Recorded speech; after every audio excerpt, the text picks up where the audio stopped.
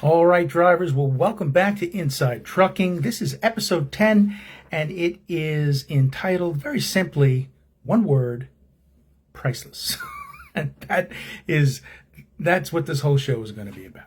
Now, on Sunday, today is Tuesday, October 28th, and on Sunday, I did a program, and basically I said, I think that tomorrow they're going to decertify California and further defund $160 million. It's going to happen any minute now, right? And I said that's because the California Department of Motor Vehicles was required to respond to FMCSA's September 26th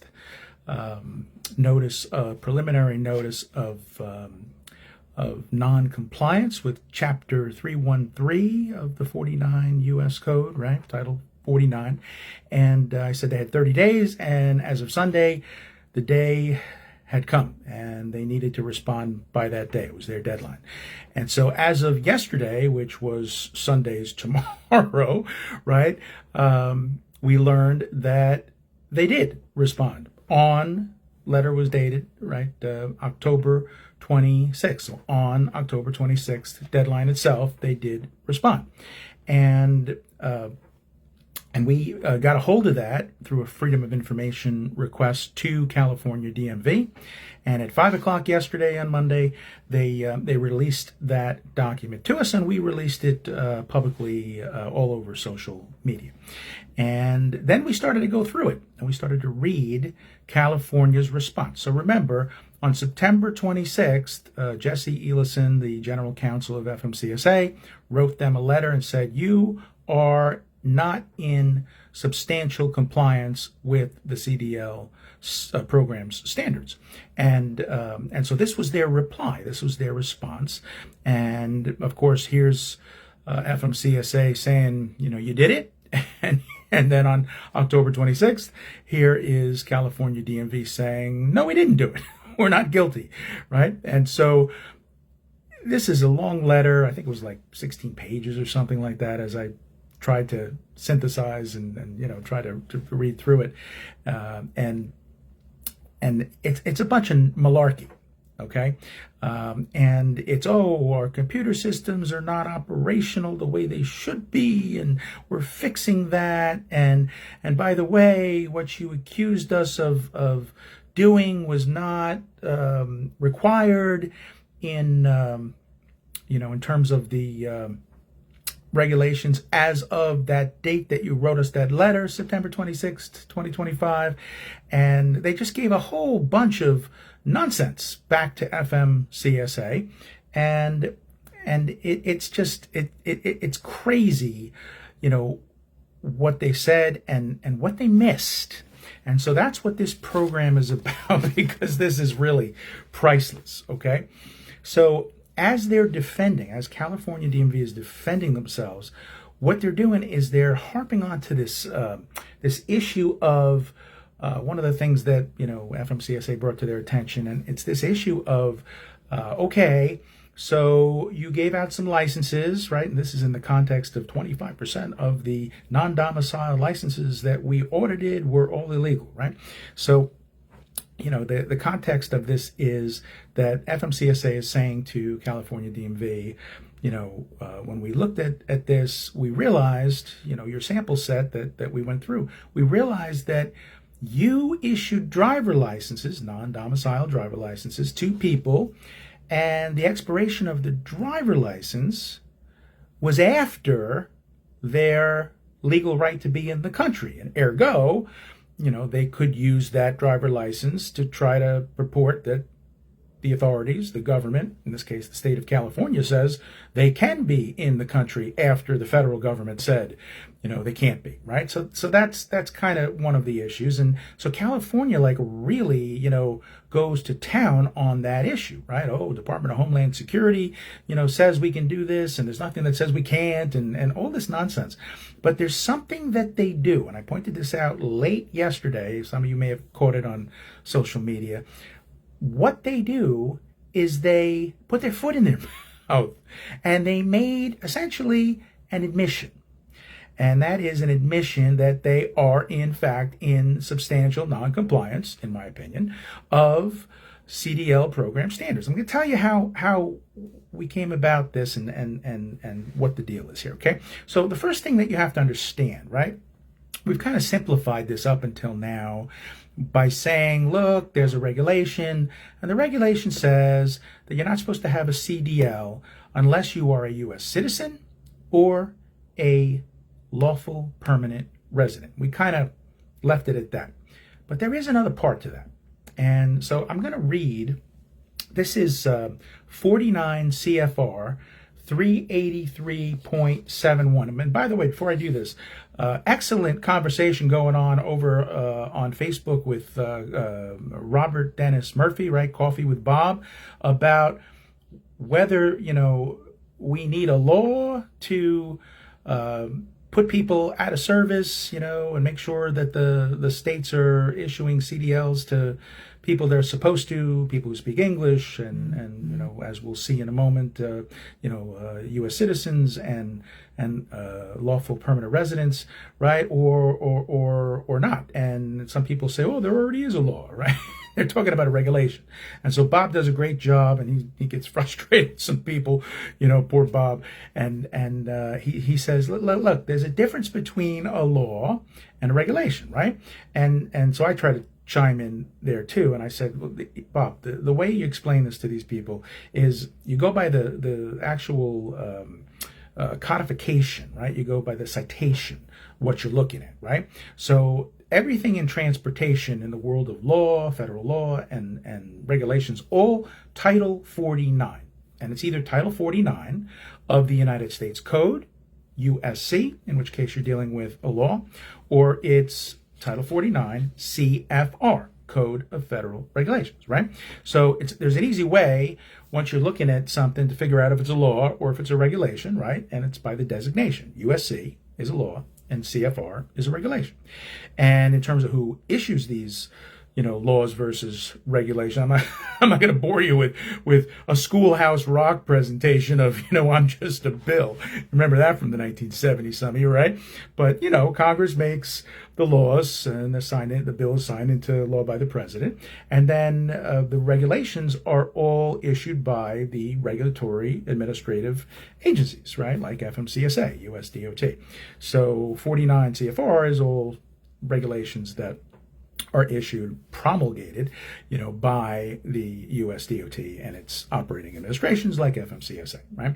So what we're going to talk about right now is a regulation, right? It's in Title 49 CFR. And so this is section 383.71 of the regulations, driver application and certification procedure, right?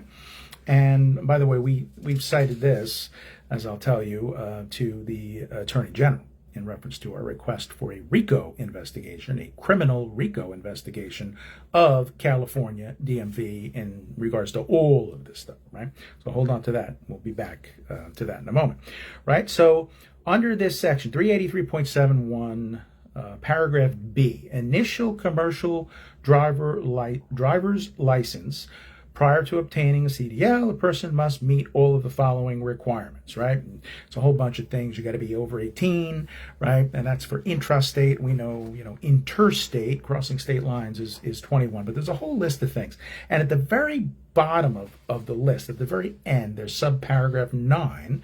And it says, the person must provide proof of citizenship or lawful permanent residency as specified in Table 1 of this section, or, and here's the part we haven't talked about up until now, be registered under paragraph F of this section, right?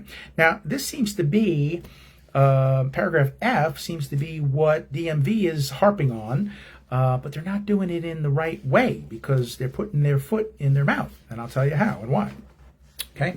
But let's take a look now at paragraph F, right? So what does paragraph F say? And hold on a second. And paragraph F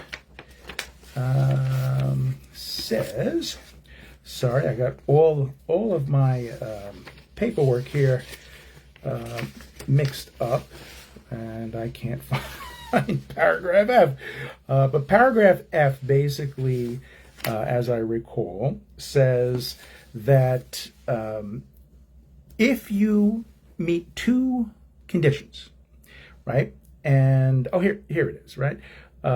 Two conditions, right? And those conditions are that that someone is not a citizen and not a lawful permanent resident, but essentially here on a visa. And specifically, they cite, in the definitions of paragraph F, you have to go someplace else to look at the definitions. It says what foreign means, right? So foreign means outside the 50 United States and District of Columbia. So even our territories is considered foreign for these purposes, right? And then it says what evidence of lawful immigration status means, right? And it says for applicants domiciled in a foreign jurisdiction, which would be somebody who is not a citizen of the United States or a lawful permanent resident, they have to show the DMV two things: an unexpired foreign passport and, so it's both things, an unexpired Form I-94-94A issued by Homeland Security, and it has to cite one of the following classifications, and the one that applies to truckers is H-2B, temporary non-agricultural workers, H-2B. Now, where have we heard that before, right? Marco Rubio, remember that last month? Marco Rubio said, that's it, no more H-2B visas for truckers, right? And that guts California and everybody else's ability from that point forward to issue commercial driver licenses to people who are not U.S. citizens or lawful permanent residents, because they can't get from that point forward a unexpired Form I-94-94A showing that they have H-2B, temporary non-agricultural worker visa authority, right? So that's the deal, right? Now, all of this is gibberish. It's all nonsense, folks, because California cannot say that with respect to our buddies, the Singhs, right? The guy in August, and then in Florida, and then the guy in last week in California, both each killing 3 people, right? 6 people dead. Both issued licenses, non-domicile licenses, out of California, from California DMV. The California State Department of Motor Vehicles has no defense here, folks. They have no defense to the claim, the preliminary findings of substantial non-compliance by FMCSA. They're guilty. They did it. And they want to talk about expiration dates. It doesn't matter. You shouldn't be giving somebody a license unless they meet one of those 3 categories. They're a U.S. citizen, they're a lawful permanent resident, or they have a visa, right? That classifies as H-2B. And guess what? We even asked Grok. These 2 guys, these Singh guys, they're illegal immigrants, and they have no paperwork. They don't satisfy any of those 3 categories. So the fact that they issued licenses to these people is evidence that they are in substantial non-compliance. And they can try to say their computers are messed up, and they can try to say, expiration dates and blah, blah, blah, blah, blah. Absolute nonsense. Nothing they can say, folks, will correct the truth. And the truth is, they did it. Non-compliance, okay, with Chapter 313, 49 USC, the law, United States Code, Chapter 313, all those laws in that chapter, right?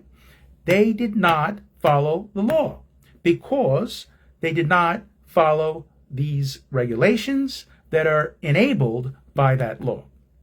And so here, because regulations have full force and effect as if they are law, right? And so because they did this, they have no way out. And the secretary now does have to conclude that they were in substantial noncompliance, and the law says he shall decertify them, just as we at SBTC have been asking him to do since May 27th in our petition for decertification, right? So we got this letter yesterday and we reviewed it, and then we wrote to Secretary Duffy and FMCSA, Administrator Bars and Mr. Elison and all these folks, and we sent them a couple of emails, right? And here's one that we sent last night. We said we're hoping FMCSA catches this when they now respond and issue their final determination as to substantial noncompliance, right? And we say that the October 26th reply from California to USDOT, right, to their September 26th preliminary notice of noncompliance with CDL Program Standards, right, the reply states certain things that admit that they have their own regulations. Listen to this. Separate and apart from federal requirements, California has promulgated its own regulations that require that CDLs issued to individuals who are not U.S. citizens or permanent residents must expire no later than their term of legal presence. See California Code Regs, blah, blah, blah, right? A commercial driver's license or commercial's learner's permit issued to a person submitting documents pursuant to blah, blah, blah, blah, blah will be termed to expire on the same date as the expiration date on the valid DHS document, right? The person may not renew or upgrade without submitting a document pursuant to blah, blah, blah, blah, blah, right? And so they say, as described above, California has promulgated its own regulation that went beyond federal requirements and required CDLs issued to individuals who are not U.S. citizens or lawful residents must expire no later than their term of legal presence. Presence. I got a present for you. Bullshit. How about that one? Okay? Listen, they didn't qualify. And you're doing it. You're giving out license to people who don't qualify. Either they don't speak English or they're not legal permanent residents, U.S. citizens, or have the right visas. You're just handing them out, right? Somebody put on a video on social media the other day, and it's like these bunch of guys, and I'm not going to talk about which ethnicity because I don't want to, say anything inappropriate, but there are these guys, and they're like at a Dave and Buster's game, that thing where the claw comes and goes and reaches down and gets a prize, and it's a CDL, It's funny. That's what they're doing, folks. That's what they're doing. They're issuing CDLs to people who are not allowed to have CDLs. And there's nothing that they can do or say to rectify that. They did it. They can say we're not going to do it anymore. They can say a whole bunch of different things. We'll fix our computers. But folks, they did it. And they did it before the letter was written, September 26th. They had been doing it. And you know what? After September 26th, because this last guy sang from California last Tuesday, a week ago, these people were alive and now they're dead, right? A week later, we can say they're dead. That guy, they upgraded him. Instead of fixing the problem in the last 30 days, they upgraded that guy.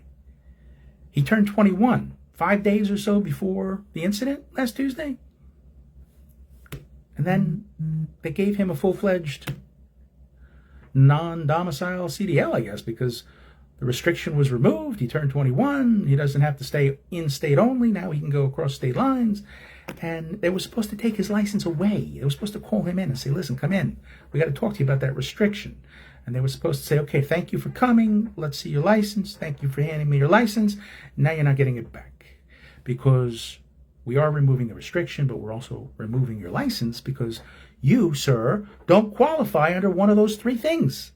You haven't proved to us you're a citizen, a lawful permanent resident. You don't have the right visa that allows us to deviate from the other two. Now, whether those should be rules and whether they should allow all this, folks, that's a discussion for another time. And I'm sure FMCSA and DOT and members of Congress and the public and the industry, everyone's going to have these conversations about what the rules should be. And we're going to talk about what the emergency rule, says and all that, and how they're trying to stop it and how public citizen is trying to stop them from stopping it. It's insanity, folks. It's absolutely insanity, But the fact is that they put their foot in their mouth. You can't make state regulations that are different from federal regulations. You can make stronger ones. But, folks, you can't give, and I don't even think they're following their own regulations if they say they have, you can't give a license unless they qualify, and they don't. And so these guys are absolute proof that FMCSA is right. September 26th preliminary determination of noncompliance should become now a permanent or final determination.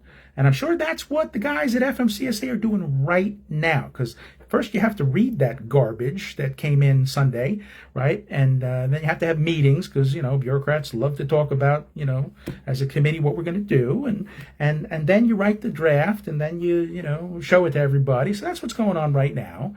And maybe I was a little premature when I said, oh, it's going to come out, Monday. Might come out today, might come out Wednesday, maybe by Friday. I don't know. But the sooner the better, Mr. Secretary. The sooner the better, Mr. Bars. The sooner the better, Mr. Elison. Please.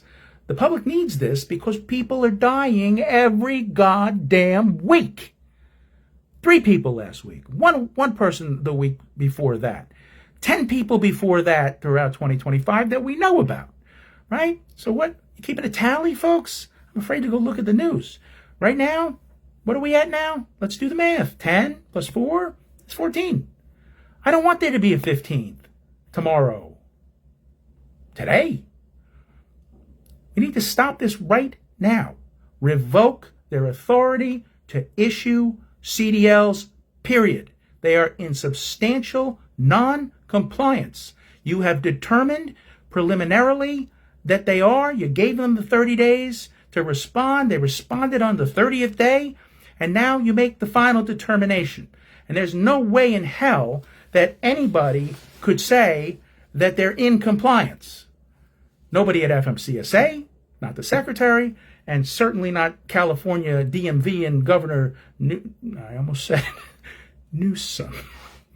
I'll be good.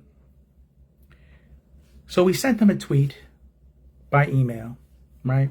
And we said, Secretary Duffy, USDOT Rapid, right? The rapid response. Issuing CDLs to illegal immigrants like Harjinder Singh, that's the August guy, illegal U-turn, who are not U.S. citizens, lawful permanent residents, or foreigners with H-1B visas before September 26th, 2025, absolute evidence of substantial non-compliance with federal CDL Program Standards under 49 USC Chapter 313.